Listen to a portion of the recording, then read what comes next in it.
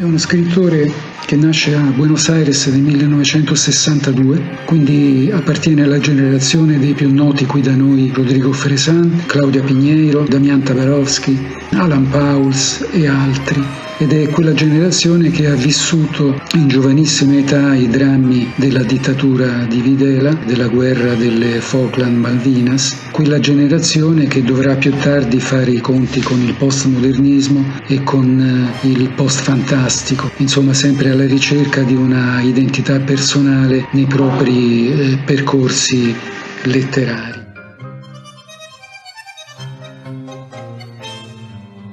Nella Buenos Aires di questo periodo, fine anni '80, erano molto frequenti e con grande fervore i dibattiti letterari, le riviste culturali sul tipo di scrittura, sull'identità dello scrittore, sul ruolo della letteratura contemporanea argentina a livello continentale e nei confronti della letteratura europea. E in tutti questi dibattiti direi che Bermúdez ha sempre mantenuto una posizione coerente, una posizione defilata, ma sempre più attenta al portato culturale più che ai dibattiti pro o contro certe posizioni. L'interesse prioritario di Bermúdez è sempre stato quello della linguistica, tant'è che che già sul finire degli anni '80, prima assistente, poi diventa professore titolare di linguistica presso l'Università di Buenos Aires.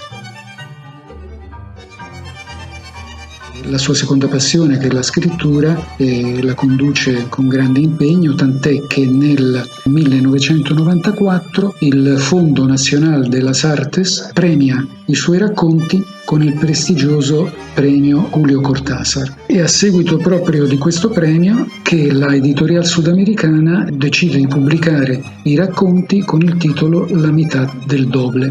Questa pubblicazione avrà la sua prima edizione nel 1997. Bermúdez, docente titolare di linguistica fino al 1995 presso l'Università di Buenos Aires, si trasferisce in Svezia, a Stoccolma, perché ha vinto la cattedra di linguistica e applicata presso l'Università di Uppsala. Dal 1995 ad oggi l'autore risiede e insegna in Svezia.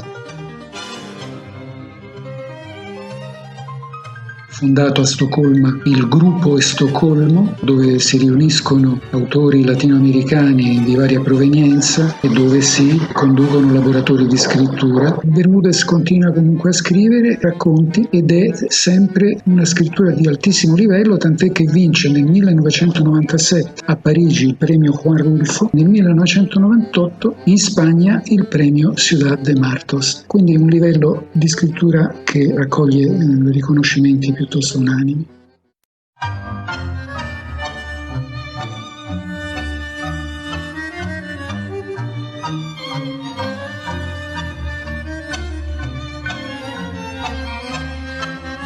Y para mí esa pregunta es la más difícil, porque en el caso especial de mis relatos, la respuesta es o completamente trivial o pretenciosa al máximo.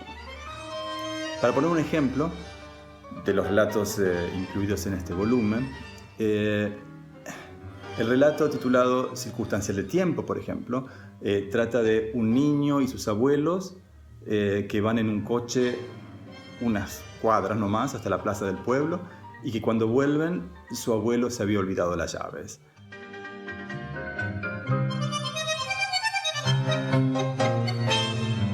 El relato Blumma, por su parte, trata de un hombre que llega a una ciudad del interior, aparentemente para buscar una mujer, pero aunque no se sabe bien del todo.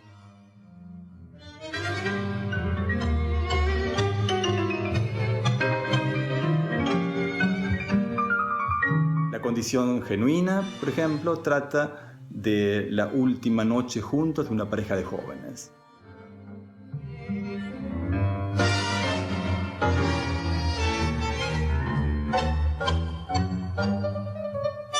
Historias triviales, si es que siquiera se puedan llamar historias.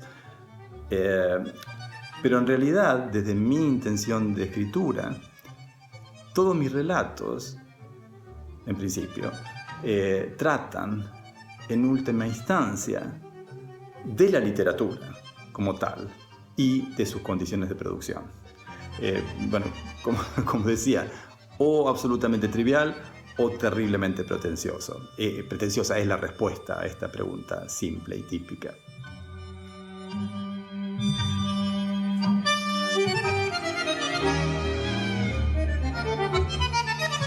Y me viene entonces a la memoria cuando yo era adolescente y quería ser absolutamente todo, pero más que nada escritor y músico. Y entonces me puse a leer motu propio, sin que nadie me obligara, Principios de orquestación de Rimsky-Korsakov. Y ahí él decía que en realidad hay solamente una o dos maneras de orquestar una melodía, que cuando uno trata de hacer variaciones y cambiar y rearmonizar, etc., se convierten en peores y peores y peores orquestaciones. Y sin llegar a postular algo tan absoluto, me atrevería a afirmar que por lo menos la gran mayoría de mis relatos tratan justamente de la tensión entre una historia y la manera más adecuada de narrar esa historia.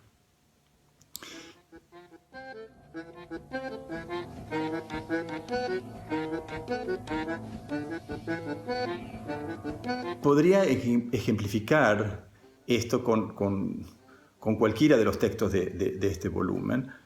Por ejemplo, el que se titula Tan exacta como 2 y 2 son 3, título que, por otro lado, es una referencia, es un verso de una canción de Sui Generis, que era un grupo de rock argentino de los años 70, y la canción se llamaba El tuerto y los ciegos, y se refiere a Casandra, a la profetisa que por negarse a acostarse con Apolo fue condenada a que nadie le creyera sus profecías.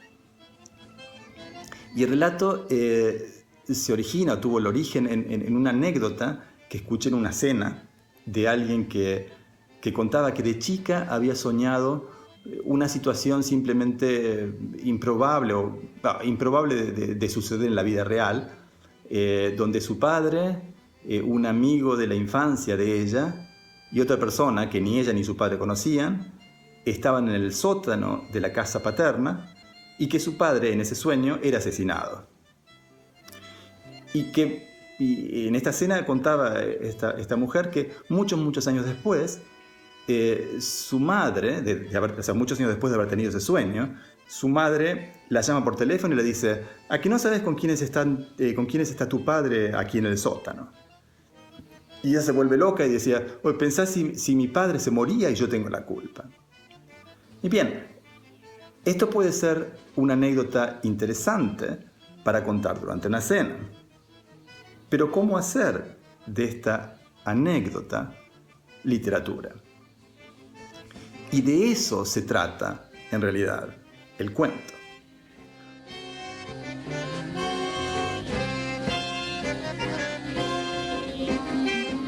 Todos los elementos del relato que marcan la anécdota como tal surgen justamente de esta pregunta: ¿cómo hacer literatura de esta historia?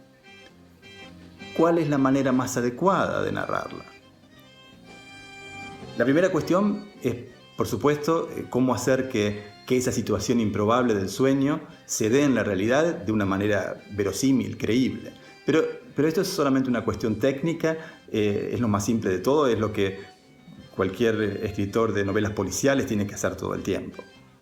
Pero hay otras cuestiones que son más cruciales y mucho más profundas.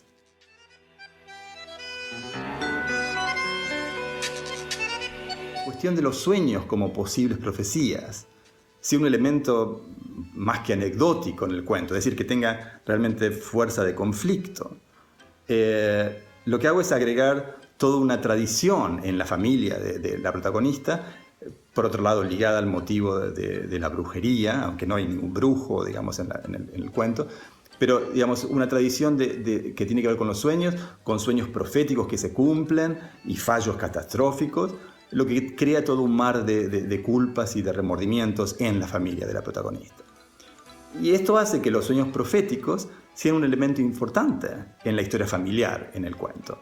De hecho, se lo presenta al padre como el responsable de la muerte de su esposa, a causa de o haber soñado o no haber soñado su muerte, o no haber utilizado el conjuro correcto para que ese sueño se produjera o se cumpliera o no.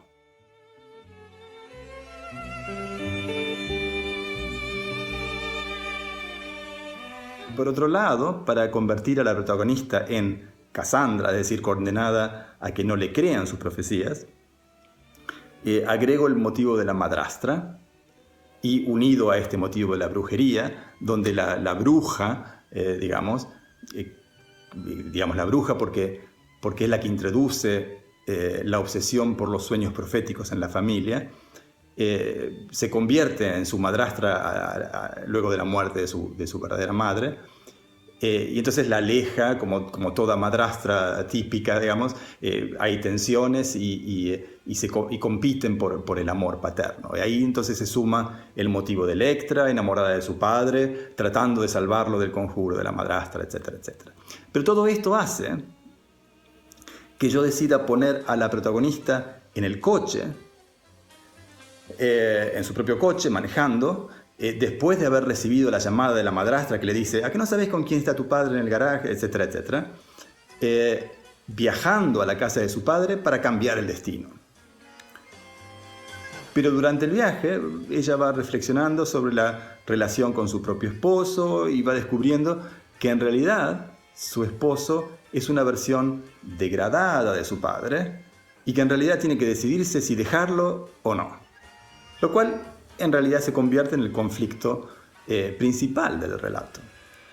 Y entonces la anécdota originaria del sueño, de ese sueño imposible que se hace realidad, que parece una historia tan fuerte, se convierte meramente en el telón de fondo del verdadero conflicto, que es la liberación del personaje de un matrimonio infeliz. En otras palabras, para mí, la manera más adecuada de contar esta anécdota del sueño, etcétera, etcétera, la manera de convertirla en literatura, es que la protagonista llegue a la conclusión de que tiene que dejar al marido o resignarse a vivir en una relación infeliz.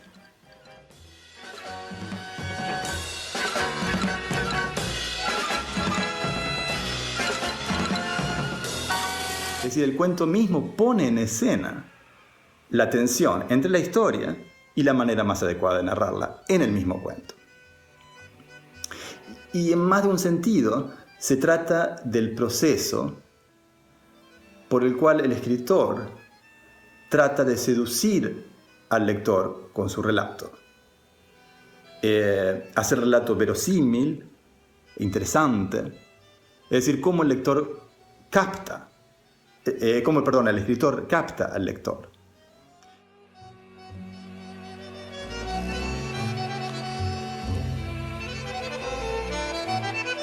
Y este es, por ejemplo, el meollo, el centro del cuento titulado Blomma, en este volumen, que, como ya dije, en la superficie trata de un hombre que llega a una ciudad del interior.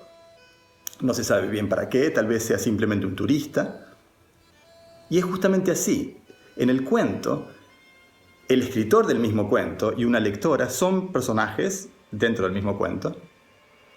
Y el escritor intenta seducir a su lectora, tratando de hacer interesante a este protagonista mundano y común, y teje tramas alrededor de su llegada y de sus posibles motivos, etcétera, etcétera, tratando de interesar a su lectora por este personaje, por su narración, digamos.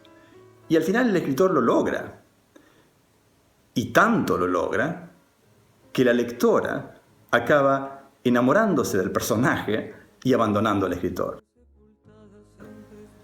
Y eso es otra vez una puesta en escena de la paradoja del escritor, que para seducir a su lector, para captarlo, debe hacer que el lector se inmerse en el relato, se meta dentro del relato, se pierda en el relato y, por lo tanto, se olvide del escritor. Es decir, el escritor digamos, el relato pone al escritor como una especie de Cyrano de Bergerac, cuya única posibilidad de conquistar a su amor, a su Roxana, es haciendo que se enamore de Cristian. Entonces, la pregunta simple de qué tratan tus relatos es para mí casi imposible de contestar, porque me obliga o a contar una situación trivial de 4 palabras máximo, o dar una conferencia de media hora sobre la literatura y sus condiciones de producción.